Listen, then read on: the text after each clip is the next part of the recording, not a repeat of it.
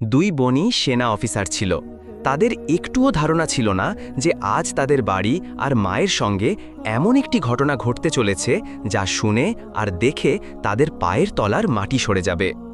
সকাল সকাল গ্রামের জমিদার রঘুনাথ সিং বুলডোজার নিয়ে এলো আর তাদের বাড়ি ভাঙতে শুরু করল। মা কুসুম দেবী কাঁদতে কাঁদতে তার কাছে মিনতি করতে থাকল, সাহেব, আমার বাড়ি ভেঙো না, এটাই তো আমাদের একমাত্র আশ্রয়। কিন্তু সেই জমিদার তার একটি কথাও শুনল না, আর কিছুক্ষণের মধ্যেই পুরো বাড়িটা ভেঙে ফেলল। সেখানেই একটি ছেলে এই সব মোবাইল দিয়ে রেকর্ড করছিল। কিছুক্ষণ পর সে ভিডিওটি সোশ্যাল মিডিয়ায় পোস্ট করল। দেখতে দেখতে সেই ভিডিও ভাইরাল হয়ে গেল আর বড় বোন মেজর রিয়া মোবাইলে পৌঁছে গেল। ভিডিও দেখেই রিয়া আর তার ছোট বোন লেফটেন্যান্ট মিনা তৎক্ষণাৎ ছুটি নিয়ে বাড়ি পৌঁছালো। আর তারপর জমিদারের সঙ্গে তারা যা করল তা দেখে পুরো গ্রাম হতবাক হয়ে গেল। সবার মুখে শুধু একটাই কথা ছিল, যত বড় কেউই হোক না কেন, কিন্তু আইনের সামনে সবাইকে মাথা নত করতে হয়। রিয়া আর মিনার বাবার মৃত্যু হয়েছিল যখন তারা দুজনেই মাত্র ৩ বছরের ছিল। মা কুসুম দেবী একাই ২ মেয়েকে মানুষ করেছিল। তার স্বপ্ন ছিল যে তার মেয়েরা পড়াশোনা করে বড় নাম করবে। কুসুম দেবী খুব পরিশ্রম করেছিল, বাড়ির বাইরে একটি ছোট কাপড়ের দোকান খুলেছিল আর পাশাপাশি সেলাইয়ের কাজও করত। সেই উপার্জন দিয়েই ২ বোনকে পড়াশোনা করিয়েছিল, আর আজ তারা দুজনেই সেনাবাহিনীতে অফিসার হয়ে গেছে। বড় বোন রিয়া মেজর ছিল আর ছোট বোন লেফটেন্যান্ট। দুজনেই যমজ বোন ছিল আর ২১ বছর বয়স হয়ে গেছিল, আর এখন দুজনেই সীমান্তে দেশের সেবা করছিল। ২ বোনই জানত যে তাদের মা তাদের মানুষ করতে আর পড়াশোনা করাতে কত পরিশ্রম করেছে, কিন্তু তারা জানত না যে মা কি কষ্টের মধ্যে দিয়ে গেছে। আসলে কুসুম দেবী প্রায় ২ বছর আগে গ্রামের জমিদার রঘুনাথ সিংয়ের কাছ থেকে ৫০,০০০ টাকা ধার নিয়েছিল, যাতে মেয়েদের পড়াশোনা সম্পূর্ণ হয়। সেই ঋণ এখন কুসুম দেবীর জন্য মুশকিল হয়ে দাঁড়িয়েছিল। জমিদার প্রতি মাসে তাদের বাড়িতে আসত আর সুদের টাকা নিয়ে যেত। এভাবেই ২ বছর কেটে গেল, কিন্তু এখন কুসুম দেবীর কাছে টাকা শেষ হয়ে গেছিল।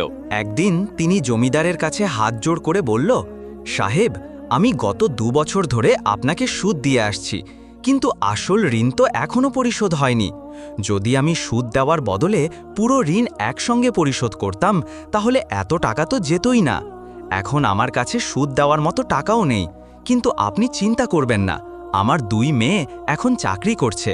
কয়েক মাসের মধ্যেই তাদের বেতন আসতে শুরু করবে, তখন আমি আপনার পুরো ঋণ আর সুদ দুটোই পরিশোধ করে দেব। শুধু এবারের জন্য মাফ করে দিন। কিন্তু জমিদার রঘুনাথের মনে একটুও দয়া ছিল না। সে তো অভ্যাসের দাস ছিল। যদি কেউ সুদ দিতে না পারত তাকে ধমকাতো, মারত, পেটাতো। কুসুম দেবীর এই কথা শুনে সে রেগে গিয়ে বলল, আরে বুড়ি, বেশি নাটক করিস না। যখন তুই টাকা নিয়েছিলি তখনই বলেছিলি যে তাড়াতাড়ি পরিশোধ করে দেবি আর প্রতি মাসে সুদও দেবি। এখন বলছিস দেবি না? তাড়াতাড়ি টাকা বের কর, নইলে পরিণাম ভালো হবে না। কুসুম দেবী কাঁদতে কাঁদতে গড়াগড়ি দিয়ে বলল, সাহেব, সত্যি বলছি, এবার টাকা জোগাড় করতে পারিনি, কিন্তু পরের মাসে আমি ২ মাসের সুদ একসঙ্গে দেব, প্লিজ মাফ করে দিন।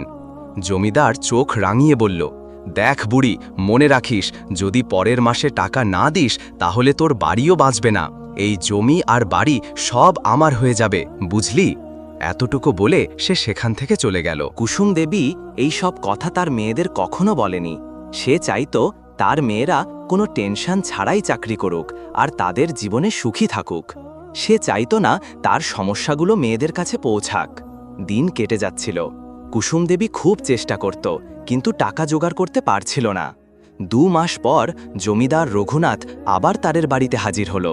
সে দরজায় ধাক্কা দিয়ে বলল, ও বুড়ি, এবার তো পুরো ২ মাস হয়ে গেছে, তাড়াতাড়ি সুদের টাকা বের কর, নইলে এখনই তোর বাড়ির নাম নিশান মুছে দেব। কুসুম দেবী হাত জোড় করে বলল, সাহেব, আমি খুব চেষ্টা করেছি, কিন্তু পুরো টাকা জোগাড় করতে পারিনি। অর্ধেক টাকা আমার কাছে আছে, দয়া করে এগুলো রেখে দিন, বাকিটা পরের মাসে দেব। প্লিজ আমার বাড়ি ভেঙো না, এটাই আমার জীবন। জমিদার গর্জন করে বলল, বুড়ি, তুই বলেছিলি ২ মাসের সুদ একসঙ্গে দেবি, তাই তো আমি গতবার চলে গিয়েছিলাম। এখন অর্ধেক টাকায় কাজ চলবে না, হয় পুরো টাকা দে, নইলে তোর বাড়িতে বুলডোজার চলবে। এবার জমিদার রঘুনাথের ধৈর্যের বাঁধ ভেঙে গিয়েছিল। তার মনে একটুও দয়া ছিল না। রাগে সে কুসুম দেবীকে জোরে একটা থাপ্পড় মারল। এত জোরে যে বৃদ্ধা মা টলমল করে পড়ে গেল। কুসুম দেবী কাঁদতে কাঁদতে বলল, সাহিব, আমাকে মাফ করে দিন, আমি পরের বার পুরো টাকা ফেরত দেব, শুধু একটু সময় দিন। আশপাশের লোকজনও সেখানে জড়ো হয়ে গিয়েছিল, কিন্তু কেউ এগিয়ে এলো না। সবাই জানত যে জমিদার রঘুনাথ খুব দাপুটে আর রাগী মানুষ, তার বিরুদ্ধে কথা বলার সাহস কারও ছিল না। জমিদার রঘুনাথ রাগে ফোন করে বুলডোজার ডেকে আনে। কিছুক্ষণের মধ্যেই বুলডোজার এসে পড়ল। সে গর্জন করে বলল, আজই এর বাড়ি ভেঙে দাও, এখন এই বাড়ি আমার, আমি যা ইচ্ছা তাই করব। এটা শুনে কুসুম দেবীর পায়ের তলার মাটি সরে গেল।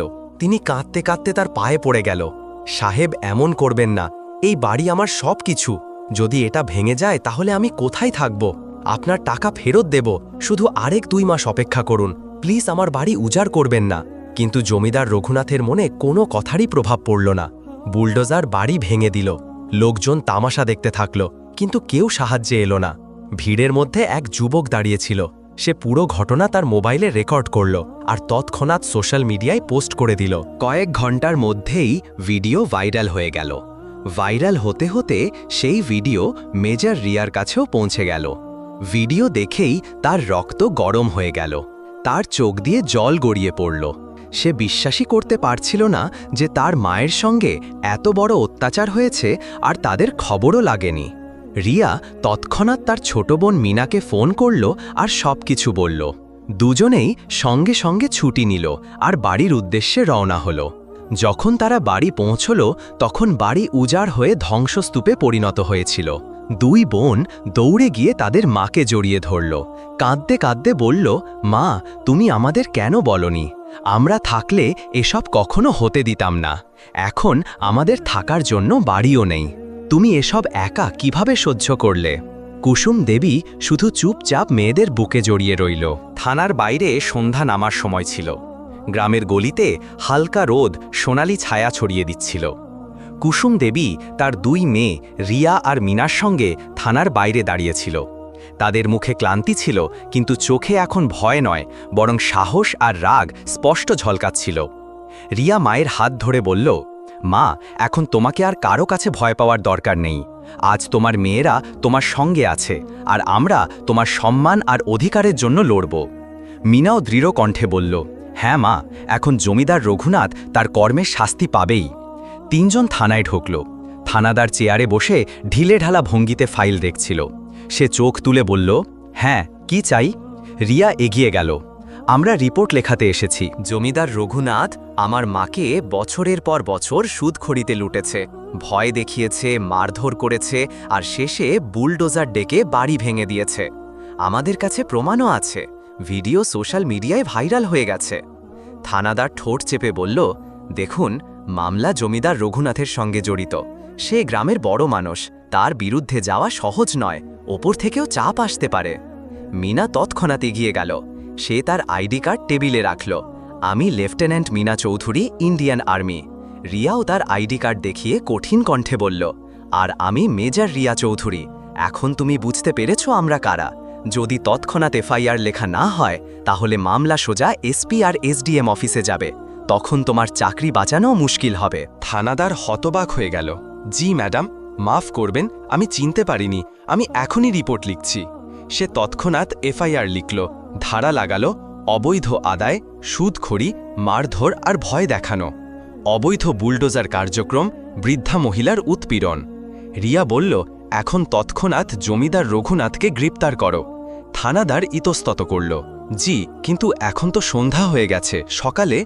মিনা কঠিন কণ্ঠে বাধা দিয়ে বলল, কোনো সকাল নয়, যখন আমাদের মায়ের বাড়ি সন্ধ্যায় ভাঙা হয়েছিল তখন তোমার সময়ের কথা মনে পড়েনি? এখন গ্রেপ্তারও এখনই হবে। থানাদার বাধ্য হয়ে গেল। সিপাহী জিপ তৈরি করতে লাগল। রিয়া আর মিনাও সঙ্গে বসে গেল। সন্ধ্যা নামছিল। গ্রামের গলিতে হালকা রোদ আর অন্ধকারের মিশ্রণ ছিল। পুলিশের জিপ জমিদার রঘুনাথের হাভেলির সামনে থামল। তার গুন্ডারা দরজায় দাঁড়িয়েছিল। পুলিশ দেখে ঘাবড়ে গেল। থানাদার বলল, দরজা খোলো, আমাদের জমিদার রঘুনাথের সঙ্গে দেখা করতে হবে। ভেতর থেকে জমিদারের ভারী কণ্ঠ ভেসে এলো, কে? এই সময় কেন হট্টগোল করছিস? দরজা খুলল। পুলিশ হাভেলিতে ঢুকল। জমিদার রঘুনাথ পুলিশ আর রিয়া মিনাকে দেখে হাসতে হাসতে বলল, বাহ, এ তো মজা হয়ে গেল। এত বছরে কেউ আমাকে গ্রেফতার করার সাহস করেনি। দেখি কে আমার কি বড়াই করে। গ্রামে আমারই রাজ চলে। রিয়া তার চোখে চোখ রেখে বলল, তোর রাজ এখন শেষ হয়ে গেছে। তুই আমার মাকে কাঁদিয়েছিস, তাদের বাড়ি উজাড় করেছিস, আর গ্রামবাসীর রক্ত চুষেছিস। এখন তোকে তোর অপরাধের শাস্তি পেতে হবে। জমিদার রঘুনাথ রেগে গেল। আরে, ফৌজের 2 মেয়ে এলো বলে কি আমার কিছু বড়াই করবে? পুলিশও আমার পকেটে। মিনা গর্জে উঠল, তোর পকেট এখন খালি হয়ে যাবে, কারণ আজ থেকে আইন কথা বলবে। থানাদার আদেশ দিল, হাতকড়া লাগাও। সিপাহীরা তৎক্ষণাৎ জমিদার রঘুনাথকে হাতকড়া পরিয়ে দিল। গ্রামের লোকজন জড়ো হয়ে গেল। সবাই হতবাক। প্রথমবার জমিদার রঘুনাথকে অসহায় দেখল। ভিড়ের মধ্য থেকে মহিলারা ফিসফিস করে বলল, দেখো, যে বছরের পর বছর আমাদের ভয় দেখিয়ে রেখেছিল, আজ সে হাতকড়ায়। পরের দিন দুপুরে মামলা এসডিএম অফিসে পৌঁছল। জমিদার রঘুনাথকে পুলিশের নলা নজরদারিতে আনা হলো। রিয়া মোবাইলে ভাইরাল ভিডিও দেখ। তদন্তে প্রকাশ পেল যে জমিদার রঘুনাথের সম্পত্তির তদন্ত হবে। রিয়া ভিডিও দেখিয়ে বয়ান দিল। ভিডিও দেখে এসডিএম গম্ভীর হয়ে গেল। এটা স্পষ্ট অপরাধ। গ্রামের লোকজন সাক্ষ্য দিতে শুরু করল। এক বৃদ্ধ বলল, সাহেব, এ আমাদের জমি সুদের নামে কেড়ে নিয়েছে। এক মহিলা বলল, আমার স্বামীকে মেরেছিল যখন টাকা ফেরত দিতে দেরি হয়েছিল। এসডিএম আদেশ দিল, জমিদার রঘুনাথের সম্পত্তির তদন্ত হবে, অ্যাকাউন্ট সিল করা হবে, আর তাকে বিচারিক হেফাজতে পাঠানো হবে। তদন্তে প্রকাশ পেল যে জমিদার রঘুনাথ গত 15 বছরে শত শত গরিবকে লুট করে তাদের জমি হাতিয়ে নিয়েছিল। জেলা কোর্টে মামলা চলল। রিয়া আর মিনা মায়ের সঙ্গে দাঁড়িয়ে বয়ান দিল। রিয়া বলল, মাননীয় আদালত, এ শুধু আমার মাকেই নয়, পুরো গ্রামের গরিব পরিবারের শোষণ করেছে। এখন ইনসাফ হওয়া উচিত। অনেক গ্রামবাসীও সাক্ষ্য দিতে এলো। কোর্ট কঠিন রায় দিল। জমিদার রঘুনাথকে 10 বছরের সাজা, তার অবৈধ সম্পত্তি জব্দ করে ক্ষতিপূরণের ক্ষতিপূরণ, সুদখড়ির ওপর নিষেধাজ্ঞা। গ্রাম খুশিতে উল্লাসে ফেটে পড়ল। লোকজন বলল, এখন আমাদের আর কেউ দমিয়ে রাখতে পারবে না। কুসুম দেবীর চোখে জল ছিল, কিন্তু এবার সুখের। তিনি মেয়েদের জড়িয়ে ধরল, তোমরা দুজন আমার আসল শক্তি। তোমরা না থাকলে আমি একাই লড়াই কখনো লড়তে পারতাম না। রিয়া বলল, না মা, এটা তোমার সাহস ছিল, যা আমাদের শক্তি দিয়েছে। মিনা হাসল আর বলল, এখন আর কোনো গরিব আমাদের মতো কষ্ট পাবে না। গ্রামের মহিলারা বলল, এই মা আর মেয়েরা আমাদের প্রেরণা। সেই দিনের পর গ্রামে ভয় নয়, সমতা আর সাহসের পরিবেশ তৈরি হলো। কুসুম দেবী তার মেয়েদের দেখে ভাবল, সত্যি মেয়েরা ভগবানের সবচেয়ে বড় দান। বন্ধুরা, যদি এই ভিডিওটি আপনাদের পছন্দ হয়ে থাকে, তাহলে প্লিজ এই ভিডিওটি লাইক করুন আর যত বেশি সম্ভব মানুষের কাছে শেয়ার করুন। আর হ্যাঁ, আমাদের ভিডিও প্রায় 98% লোক সাবস্ক্রাইব না করেই দেখে, কিন্তু সাবস্ক্রাইব করে না। আরে কেন কৃপণতা করছো ভাইরা? একটা সাবস্ক্রাইবই তো করতে হবে। ধন্যবাদ।